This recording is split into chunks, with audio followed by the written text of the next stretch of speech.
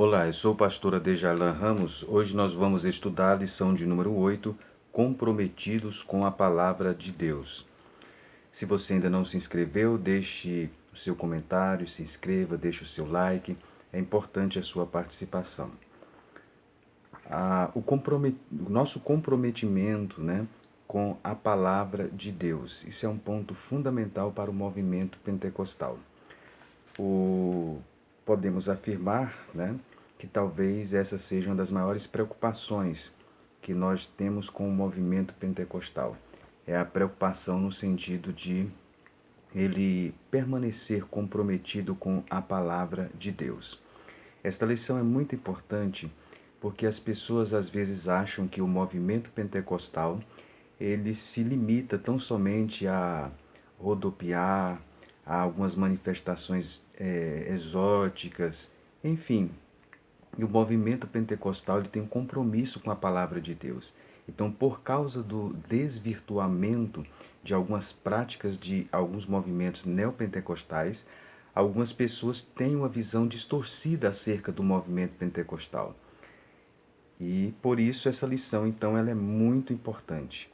O movimento pentecostal, especialmente o movimento pentecostal clássico, ele não se limita apenas à crença no batismo no Espírito Santo, que é muito relevante, que é muito importante. Mas nós estamos vendo a amplitude dos pontos doutrinários e das crenças que norteiam o movimento pentecostal. Uma delas é o que nós vamos estudar hoje, é o comprometimento do movimento pentecostal com as Escrituras, com a palavra de Deus. Bem, o texto da nossa lição, 2 Timóteo 2, 14 a 19, 2 Pedro 1, 20 e 21. Primeiramente, o comentarista ele aborda sobre a autoridade da Bíblia. E ele comenta sobre o sola scriptura. No século XVI, o movimento da Reforma Protestante ele tinha alguns pilares, chamados 5 pilares da Reforma Protestante.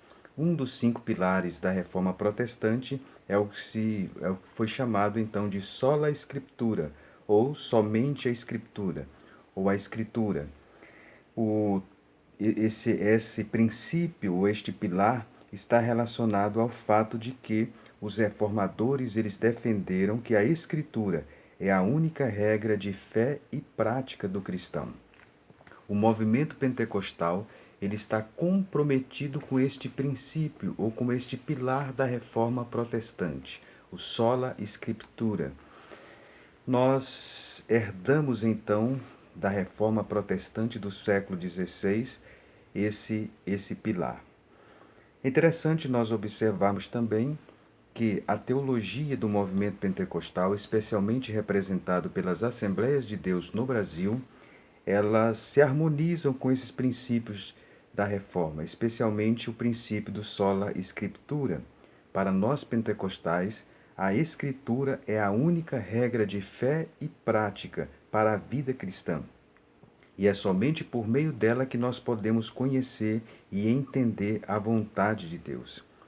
Logicamente, aliado então ao sola scriptura, nós temos o sola fide, o sola gratia, nós temos também o solus Christus, o soli Deo gloria, são os pilares da reforma protestante que nós estamos comprometidos.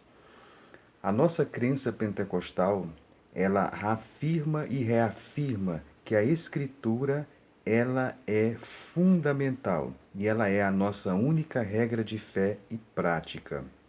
Inclusive, nós das Assembleias de Deus, nos nossos meios de comunicação oficial, é noticiado, é colocado então as nossas crenças. Por vários anos circulou no Jornal Mensageiro da Paz, o jornal oficial das Assembleias de Deus, o nosso Cremos, que mostra ali o nosso comprometimento com as doutrinas fundamentais das Escrituras. Então, muitas pessoas, especialmente alguns cessacionistas, acreditam que as práticas do movimento pentecostal elas se baseiam tão somente nas emoções e acham que o movimento pentecostal tem um cânon aberto. Isto é um equívoco.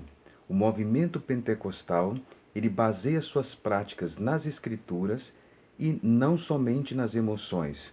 As emoções têm o seu lugar, mas o movimento pentecostal, de forma oficial, ele combate a emoção pela emoção, ou o emocionalismo, e ele então ensina a fundamentação nas Escrituras.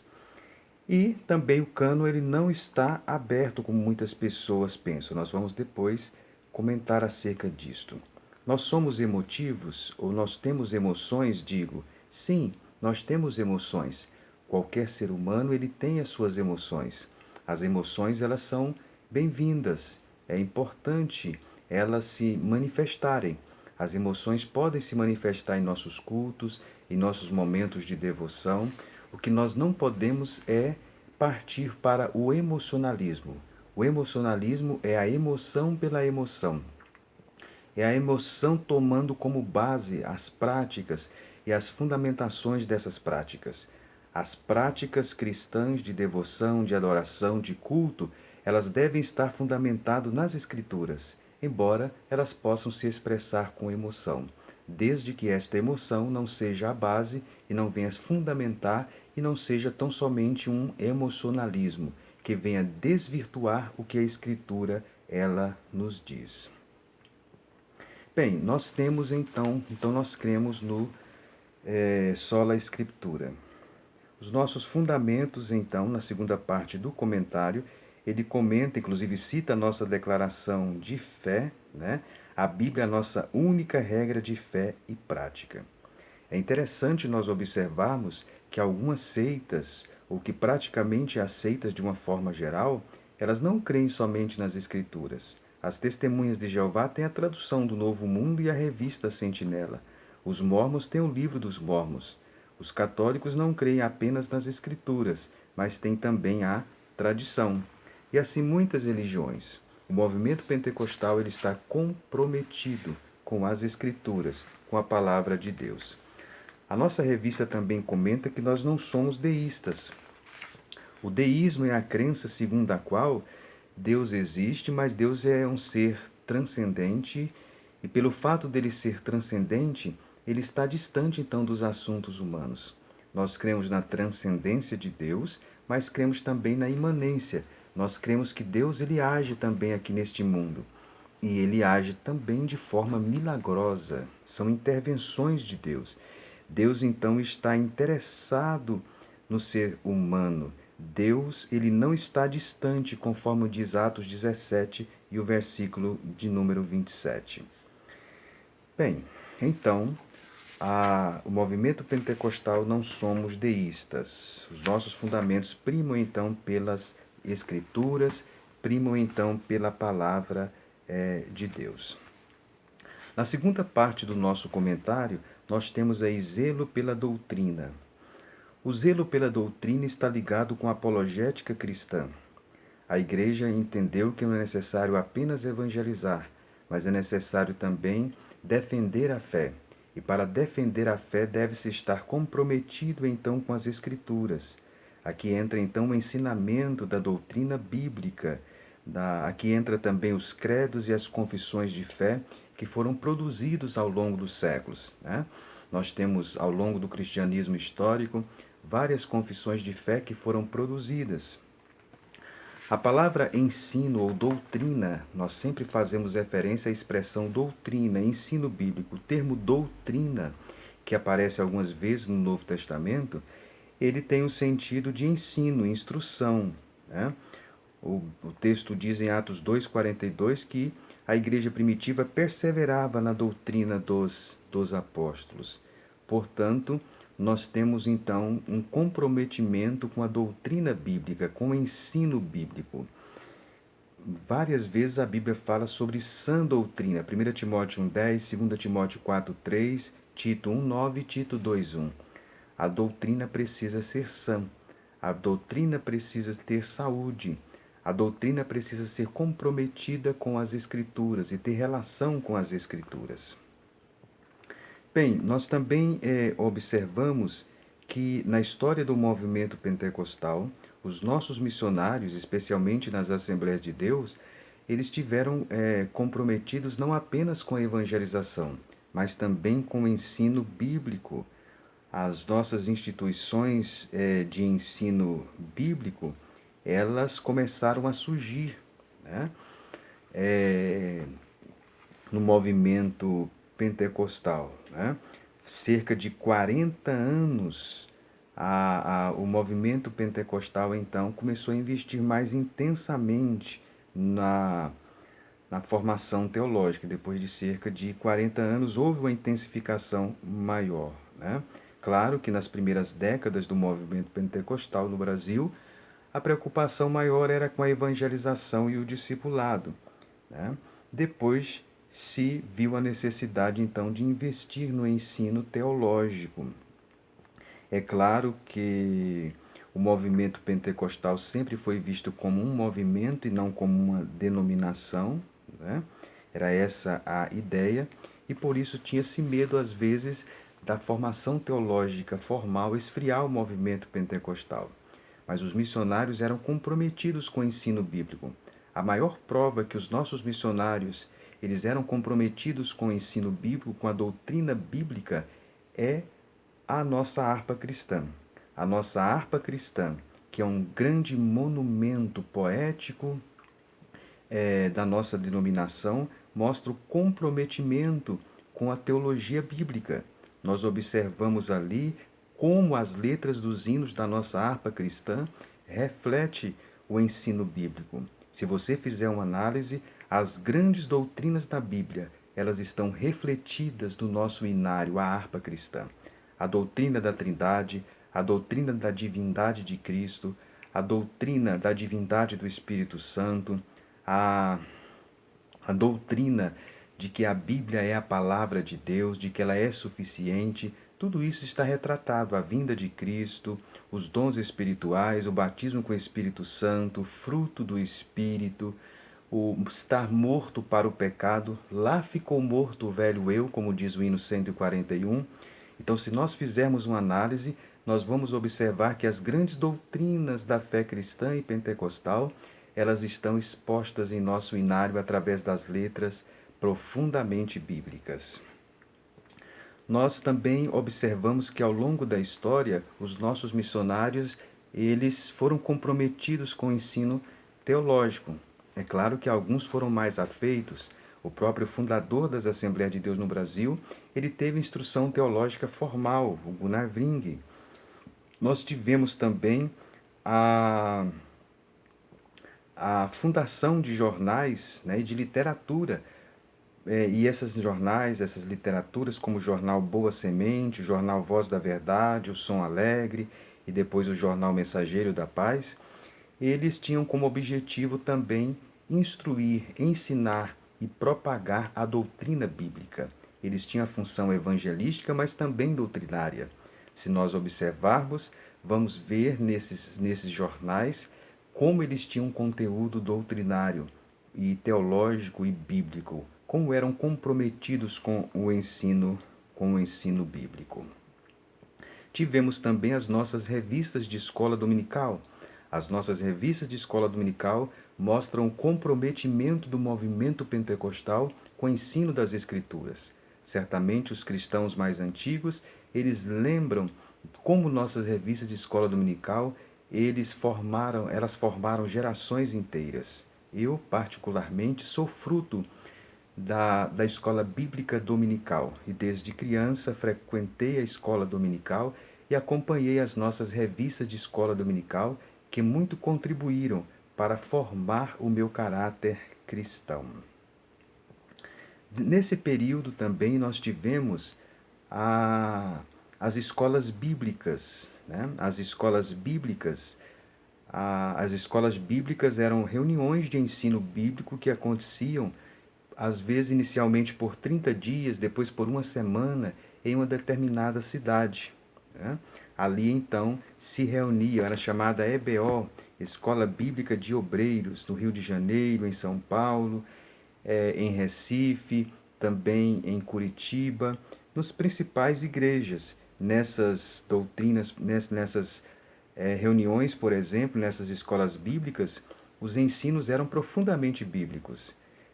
Se nós observarmos a primeira escola bíblica que aconteceu no Rio de Janeiro, em 1929, segundo o historiador assembleiano Isael de Araújo, nós vamos observar ali que os palestrantes foram Gunnar Vring e Frida Vring, e eles falaram sobre como ter um espírito excelente, falaram sobre a vinda de Jesus, falaram sobre a igreja e os dons espirituais, a segunda vinda de Cristo.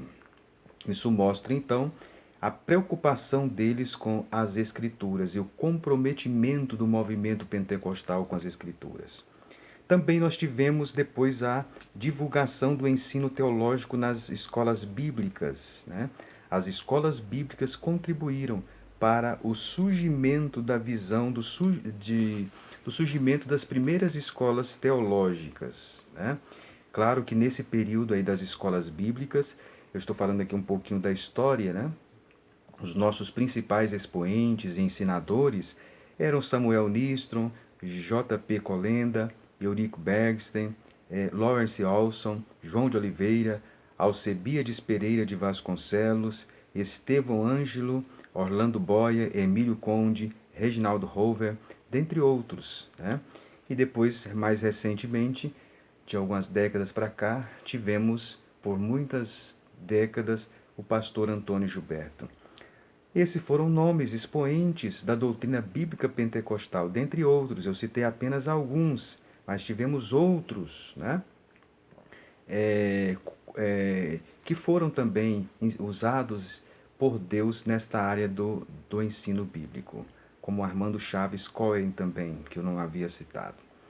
Bem, depois nós tivemos, em 1958, começa a surgir então as escolas teológicas formais, como o IBAD, o Instituto Bíblico das Assembleias de Deus em Pindamonhangaba. Na década de 70 nós tivemos a fundação da EETAD, a Escola de Educação Teológica das Assembleias de Deus, né? Que marcou profundamente uma geração de assembleianos e pentecostais no Brasil. E nós tivemos também, em 2001, a fundação da FAECAD, a Faculdade Evangélica de Tecnologia, Ciência e Biotecnologia da CGADB, a Convenção Geral das Assembleias de Deus no Brasil. Então, isso é um pouquinho da história das escolas teológicas, escolas bíblicas, elementos históricos que marcaram profundamente o nosso comprometimento com as Escrituras. Também tivemos os nossos credos, né, como o Cremos, que era publicado no jornal Mensageiro da Paz, e recentemente nós tivemos então a nossa publicação da nossa declaração de fé, a declaração de fé das Assembleias de Deus, que mostra então nosso comprometimento com as Escrituras e com a Palavra de Deus, né? Bem, eu vou falar um pouquinho sobre a nossa confissão de fé e a Bíblia. Existe uma relação muito grande entre a nossa confissão de fé e as Escrituras, né? A nossa declaração de fé ela está comprometida com as Escrituras. Aqui é interessante nós observarmos porque algumas pessoas têm algumas reservas quanto às declarações de fé, achando que elas têm a função de substituir as Escrituras. As declarações de fé elas não têm como objetivo substituir as Escrituras. Aliás, elas estão submetidas às Escrituras. É um documento submetido às Escrituras e estão de conformidade com elas, ou seja, com as Escrituras. É uma forma apenas didática e de forma sumária expor as doutrinas que nós cremos. Então, a função da declaração de fé não é substituir as Escrituras. A função da declaração de fé é trazer de forma didática, de forma sintetizada, as principais crenças. Porque algumas pessoas, às vezes, não são afeitas, né? E têm algumas dificuldades de esboçar as nossas crenças, nossas doutrinas. Então, a declaração de fé facilita muito, especialmente no aspecto didático, para que as pessoas, então, possam ler, conhecer e expor também em que acreditam, em que creem. Esse é um ponto também fundamental. No entanto, a palavra final é sempre a Bíblia. Outro ponto também, claro que sempre a palavra final é a Bíblia. A declaração de fé, como eu disse, tem um aspecto didático de sintetizar, mas ela representa também o nosso pensamento oficial. Muitas pessoas que criticam o movimento pentecostal, as práticas exóticas que acontecem em movimentos, especialmente neopentecostais, né? Às vezes criticam e não atentam para o fato que não representa o pensamento oficial do pentecostalismo histórico, né? A nossa declaração de fé ela nos mostra isso. Isso é um elemento também muito importante. Muitas pessoas têm uma visão distorcida acerca do movimento pentecostal porque não sabem diferenciar, às vezes, né, as práticas neopentecostais das práticas pentecostais e também não atentam para o pensamento oficial da denominação. A denominação, ela rejeita tais práticas. Bem, outro ponto a ser observado, e aí entra a terceira parte do nosso comentário, é o cuidado quanto aos modismos. O nosso comprometimento com as Escrituras é uma forma de nós revidarmos os modismos evangélicos e defendermos a nossa fé e refutarmos os ensinos que estão contra as Escrituras, contra os ensinos bíblicos. E também convencermos ou persuadirmos as pessoas contradizentes. O que é modismo? Modismo significa aquilo que está na moda, né? Isso também se aplica ao ensino teológico ou ao campo teológico. O apóstolo Paulo, escrevendo em Efésios 4,14, ele falou sobre ventos de doutrina. De vez em quando vem algum vento de doutrina. Nós já tivemos, por exemplo, aqui no Brasil, vários ventos de doutrina. Por exemplo, nós tivemos o fenômeno dos dentes de ouro, tivemos o fenômeno da unção do caicai, tivemos também o G12, a febre dos anjos e outras aberrações doutrinárias. Onde é que estão tais movimentos? Onde é que está, por exemplo, o culto do caicai? Onde é que está, por exemplo, a unção do riso, por exemplo? Onde é que está o movimento G12? Onde é que está o surgimento dos dentes de ouro, né? Isso mostra, então, que são movimentos que não se sustentam nas Escrituras e se passaram, foi uma onda. A igreja brasileira, muitas vezes, ela vive dessas ondas. Vários desses movimentos surgem, então, no exterior, né? Às vezes num contexto americano, em um contexto europeu, e embalam essas novidades teológicas e trazem para a igreja brasileira, e a igreja brasileira abre essas novidades e derrama, então, no seu território, nas igrejas brasileiras, né? Então é o chamado modismo, Eles não se sustentam. O que se sustenta, então, é a palavra de Deus. De repente vem um movimento de restauração do apostolado, de igrejas em células, enfim, sempre as pessoas que aderem a tais modismos, eles se sentem agora como iluminados, como as pessoas então que descobriram ou que inventaram a roda, né? Sempre uma novidade que surgiu, segundo eles, foi revelado então por Deus. O cristianismo tem cerca de 2000 anos, né? Tem toda uma reflexão teológica, enfim. E às vezes as pessoas então vêm com uma novidade. Muitas pessoas aderem sem questionar por não estar fundamentado, às vezes não atentarem para o ensino das Escrituras. Então, os modismos teológicos. A Bíblia diz que devemos procurar apresentar-nos a Deus como obreiro aprovado, que não tem do que se envergonhar e que maneja bem a palavra da verdade, né? Então, esse texto nos mostra que devemos estar comprometidos com o ensino das Escrituras. Então, o comprometimento do movimento pentecostal com as Escrituras, isso é um elemento fundamental. Não basta nós evangelizarmos, nós temos que estar comprometidos também com o ensino bíblico e defendermos a fé que foi dada aos santos. Um elemento que às vezes atrai muito esses modismos, é o pragmatismo. Muitos pastores, muitos líderes cristãos brasileiros, eles não estão observando se algo é bíblico, eles estão observando se funciona, se enche a igreja. Se enche a igreja e tal igreja faz, ali na esquina faz, nós vamos fazer também. Não se questione então a biblicidade daquele ensino, daquela doutrina. Nós devemos então rejeitar o pragmatismo e devemos aderir àquilo que é bíblico. Então o movimento pentecostal deve estar comprometido com as Escrituras. Caro professor de escola dominical, aproveite esta lição. Esse é um momento singular. Você tem diante de você os seus alunos para ouvir sobre o comprometimento nosso com as Escrituras. Os professores são comprometidos com as Escrituras? Seus alunos são comprometidos com as Escrituras? Aqueles que dirigem os cultos na igreja são comprometidos com a Bíblia? Os líderes dos departamentos da igreja são comprometidos com as Escrituras? O culto de libertação é comprometido com as Escrituras? Os dirigentes de congregações são comprometidos com a Bíblia? Enfim, os pregadores que ocupam seu púlpito, eles são comprometidos com as Escrituras ou estão à cata de novidades? Esse é um momento singular. Mostre que o movimento pentecostal ele deve estar comprometido com a palavra.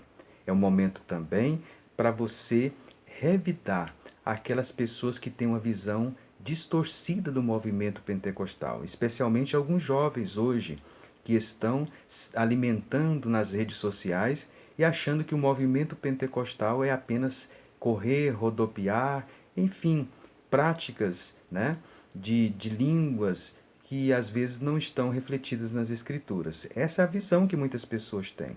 Então mostra que o movimento pentecostal não é um movimento à procura de uma teologia. Nós estamos amparados nas Escrituras e devemos primar por isso. Então é um momento singular que você tem diante de você para ensinar a palavra de Deus. Então, recapitulando, né, os nossos pontos principais, comprometidos com a palavra. Primeiramente, você comente sobre a autoridade da Bíblia. Se possível, e é importante também que você comente os textos onde estão fundamentados o nosso comprometimento com as Escrituras, 2 Pedro 1,20, 2 Timóteo 2, 14 a 17, são textos bíblicos fundamentais para fundamentar o que nós estamos estudando. Mostre então que nós temos fundamentos, mostre que nós não somos deístas, mostre o espaço que as emoções podem ter em nosso culto e podemos manifestar as emoções de nosso culto sem deixar o fundamento das Escrituras. Isso é perfeitamente possível conciliar emoção com biblicidade. Isso é perfeitamente possível nós conciliarmos. Mostre também que nós zelamos pelo ensino bíblico.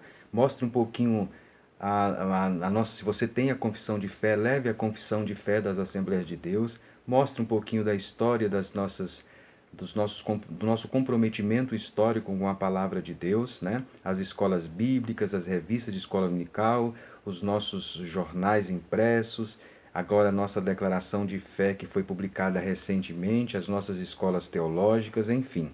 E depois, finalmente, alerte quanto aos modismos. Defina o que é modismo, mostre o perigo dos modismos, cite alguns modismos no passado que não se sustentaram e apresente para eles o motivo pelos quais esses modismos não se sustentaram, por não estar fundamentado nas Escrituras.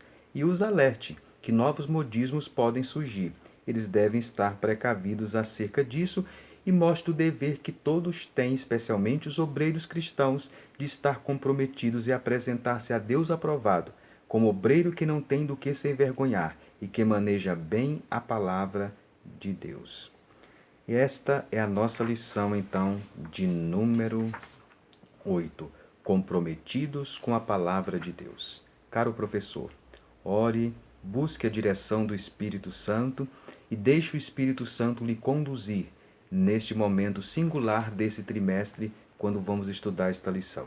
Apresente os seus alunos, tire as suas dúvidas, dê oportunidade para eles se expressarem, mas sem nunca perder o controle da classe. Que Deus, portanto, o abençoe. E que você possa divulgar também esse vídeo. Compartilhe esse vídeo. Você achou que foi relevante, que foi importante? Compartilhe com aquele professor de escola dominical da sua igreja, da sua congregação. Coloque aí no grupo da igreja, para que mais pessoas então possam alcançar. Pessoas distantes, quem sabe não podem frequentar a escola dominical, né? Grupos de risco, enfim, tem alguma dificuldade. Compartilhe o vídeo e nos ajude a chegar mais longe com o ensino da palavra de Deus. Que Deus o abençoe e até a nossa próxima lição.